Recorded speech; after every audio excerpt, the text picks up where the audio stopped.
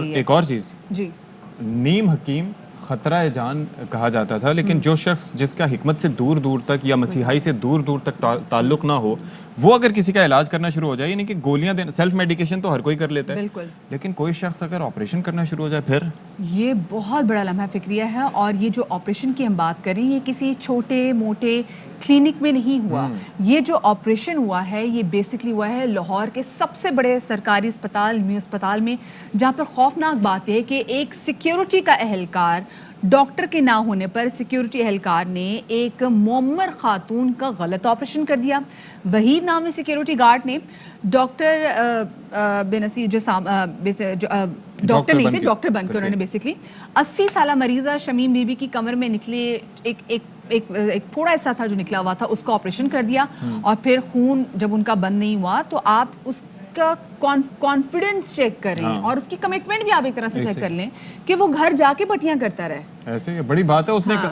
उसने कहा जी कि हम गलती अपनी छुपाते हैं और किसी तरीके से ये तो by the way this commitment word is for a satire purpose. मैं क्लियर कर दूं। बिल्कुल जाहिर है कि आप ये ना समझिएगा कि अगली दफा जो है वो सस्ता कोई ढूंढने के लिए कोई गार्ड ढूंढे कि भाई कोई इलाज कर सकते हो और ये वो। आप जरा सोचिए कि हम क्रिटिसाइज करते हैं कि ये अताई डॉक्टर होते हैं जो मुख्तलिफ केसेस उनके वो टैकल कर रहे होते हैं, और यहाँ पर ये सबसे बड़ा हॉस्पिटल है और उसने जाके बेचारे, आप जरा अंदाजा कीजिए कि गांव देहातों से, पंजाब के दूर दराज के देहातों से जनाब जाके वो खातून पहुंची होंगी किस मुसीबत से, किस अजियत से, और वहां पर जनाब उन्हें डॉक्टर साहब मिल गए तो उन्होंने बहुत दुआएं भी दी होंगी कि डॉक्टर साहब इतना मुझे प्रोटोकॉल दे के मेरा इलाज कर रहे हैं। और फिर उसके बाद जनाब पता चला कि उस शख्स ने, जो कि एक सिक्योरिटी गार्ड था, उसने जनाब इलाज कर लिया। और ये कैसे हो गया कि बड़े आराम से ऑपरेशन थिएटर में उनको लेके चला भी गया। तमाम तो सूरत हाल पर बात करेंगे, हमारे नुमाइंदे हसन हफीज हमारे साथ हैं। हसन ये बताएगा, ये तो निहायत ही अफसोसनाक वाकया पेश आया और इतने बड़े अस्पताल में सिक्योरिटी गार्ड ऑपरेशन थिएटर में एक मरीजा को लेके भी जाता है,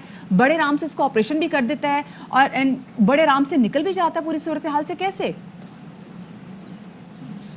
देखिए मदीहा, ये अफसोसनाक वाक़या 2 रोज़ कबल यानी कि परसों पेश आया। और ये वाक़या जब पेश आया तो ये शाम का वक्त था जब ये मौके का फ़ायदा उठाया एक यहाँ पर जो सिक्योरिटी गार्ड, जो 1 साल पहले निकाला जा चुका है रिश्वत लेने के इल्ज़ाम में और मुख्तलिफ इस तरह की कार्रवाइयाँ करने के इल्ज़ाम में, वो अस्पताल का एम्प्लॉय भी नहीं है, ना मुलाजिम है। उसने ये कार्रवाई की कि एक खातून को जो 80 साल शमीम बीबी है, उसकी कमर पर ज़ख़म हुआ था, जिसके बाद उसने उसको मनाया कि मैं ऑपरेट करता हूँ, मैं एक डॉक्टर हूँ। उस खातून ने कहा कि चलो ये कम पैसे ले रहा है, यानी चंद हज़ार रुपए की लालच में उस खातून को मनाया और यहाँ पर अस्पताल ले आया। और मेरे साथ जो मैं अस्पताल में जो सर्जिकल टावर के सामने मौजूद हूँ, यहाँ पर एक आम शख्स आसानी से नहीं जा सकता।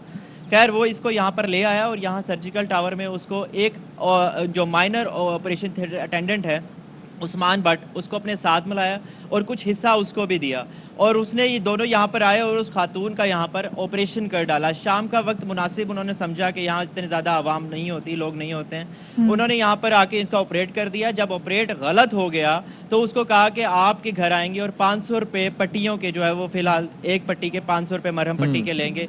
वो करते रहे, मुतादिद पट्टियाँ करते रहे और उसका ज़ख्म दिन ब दिन और ख़राब होता चला गया। इवन कि जब वो बिल्कुल ही प्रॉब्लम में आ गई तो उसको दोबारा यहाँ अस्पताल लाए कि दोबारा ऑपरेट करेंगे। जब डॉक्टर की पहले कंडीशन के हवाले से बताइएगा, फिर आके आपसे मजीद जानते हैं वो कैसी हैं इस वक्त। देखिए इशफाक, ये इस वक्त जो खातून है उसकी हालत क्रिटिकल ही है। वो ज़ख़म इस हद तक एक्सपेंड कर गया है कि उसको कंट्रोल किया जा रहा है, पट्टियाँ मज़ीद की जा रही हैं जो कि अब बेहतरीन तरीके से की जा रही है, लेकिन उसकी हालत अभी ठीक नहीं है क्योंकि उसकी कमर पे ज़ख़म बढ़ता चला जा रहा है। और अभी पहले उसकी हालत इतनी मैंने आपसे पहले भी पूछा, बड़े आराम से ये शख्स, क्योंकि देखिए ये चीज़ समझ में आती है कि शाम के वक्त, क्योंकि जितने भी बड़े डॉक्टर्स वहाँ पर काम कर रहे होते हैं वो शाम में अपने नॉर्मल क्लिनिक्स में, प्राइवेट क्लिनिक्स में प्रैक्टिस भी कर रहे होते हैं, इसलिए शाम का वक्त उनको लगता है कि ये ज़्यादा सही टाइम है जिसमें हम जा सकते हैं। लेकिन वही बात जो मैंने आपसे पहले भी कही थी, बड़े आराम से वो ऑपरेशन थिएटर में कैसे लेके चला गया? मदीहा, सवाल बड़ा इंपॉर्टेंट है कि देखें ये यहाँ पर एक के साथ दूसरा अटेंडेंट भी नहीं जा सकता सर्जिकल टावर में। लाहौर का, जैसे आपने पहले कहा, कि सबसे बड़ा अस्पताल है और ये मेन सर्जिकल टावर है। उसने ये प्लानिंग की कि वो एक महारती फराडिया था, उसने यहाँ पर आकर अपने 2-4 लोगों को साथ मिलाया पैसों की लालच देकर। उस्मान भट्ट नामी इनसाइड जॉब के अलावा उसको साथ मिलाया। बिल्कुल सही कह रहे हैं। एग्जैक्टली। अब ये है हसन हफीज साथ मिलाया और फिर यहाँ पर आके, अच्छा हसन, एक चीज जरा एक्सप्लेन कीजिएगा इससे पहले कि आप आगे बढ़ें कि ये जो जनाब सीसीटीवीज भी वहां पर नस्ब हैं, यानी कि उसमें ये मंजर देखा जा सकता है, तो जो सीसीटीवी को मॉनिटर कर रहे होते हैं उनको नहीं दिखाई दिया कि ये शख्स कहाँ से लेके आ रहा है, ये हॉस्पिटल का हिस्सा है या नहीं है। अगर इग्नोर ही करना है सीसीटीवी फुटेजेस को, कैमरे हटा दें फिर। देखिए इशफाक, जब अंदर के इंतजामिया को साथ मिला लिया जाएगा तो सीसीटीवी में वही इंतजामिया के लोग आएंगे जिनको साथ मिलाया हुआ है। 3 से 4 लोगों को साथ मिलाया, और अब कोरोना की वजह से और ऑपरेशन थिएटर के अंदर मास्क का इस्तेमाल किया जाता है, तो मास्क में नहीं पता लग रहा होता है कि ये इंतजामिया के तमाम लोग इंतजामिया के ही हैं या कोई बाहर से भी आया हुआ है। तो सीसीटीवी फुटेज में बाद में पता लगा कि जब उस औरत की, खातून की हालत मजीद ख़राब हो गई। अब सूरत हाल ये है कि इंक्वायरी कमेटी बना दी गई और 3 रुकनी, जिसने आज फैसला देना है, और इंक्वायरी कमेटी जो है वो प्रोफेसर दिल नवाज के सरबराही में बनाई गई है। अच्छा हसन, और इस वक्त ये MS सिर्फ में क्या अस्पताल हमारे साथ ये मौजूद है। सिक्योरिटी गार्ड ही गिरफ्तार हुआ है या साथ में जो उस्मान बट था वो भी गिरफ्तार हुआ है?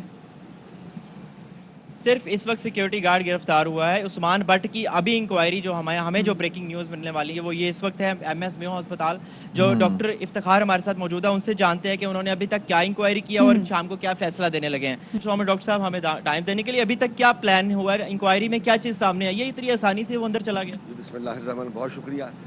नो डाउट इंतहाई अफसोसनाक वाक़या है। इसमें आप देख लीजिए हमारे एडमिन की भी गलतियाँ शामिल हैं, इसमें जो हमारा क्लिनिकल डिपार्टमेंट सर्जिकल उसकी भी गलती शामिल है, और असल वही चीज़ है, घर का भेदी लंकाटा है। हमारा अपना लड़का उसके साथ मिला हुआ था, OT अटेंडेंट, जो थिएटर के अंदर सब कुछ होता है।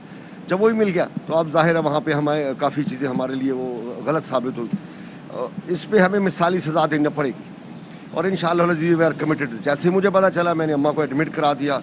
अल्लाह का शुक्र है कि अम्मा अब कुछ उसके जो मिल रहे हैं, मच बेटर। डॉक्टर साहब, अब किसको के खिलाफ कार्रवाई अमल में लाई जाएगी? कौन कसूरवार है मेन? सबसे पहले वो जो वहीद भट्ट, वो इत्तेफाक से जब मुझे पास मुझे जब मैं रात को राउंड कर रहा था, जब मुझे मिला तो वो लड़का वहीं पे खड़ा, हमने पकड़ लिया, उसको पुलिस के हवाले कर दिया, उसके खिलाफ FIR दर्ज हो गई। जो हमारा अपना लड़का इन्वॉल्व है, ही इज़ बिन सस्पेंडेड। आज मैडम यास्मीन राशिद साहबा जो हमारी मैडम मिनिस्टर हैं, और डॉक्टर नबील अवान से, उन्होंने पर्सनल इस चीज़ में मुझे कहा है कि इसको आपने जैसे मिसाली सज़ा देनी है। इसके लिए जो हमारे सर्जिकल डिपार्टमेंट था, सर्जिकल उसका डॉक्टर भी मौजूद नहीं था जी।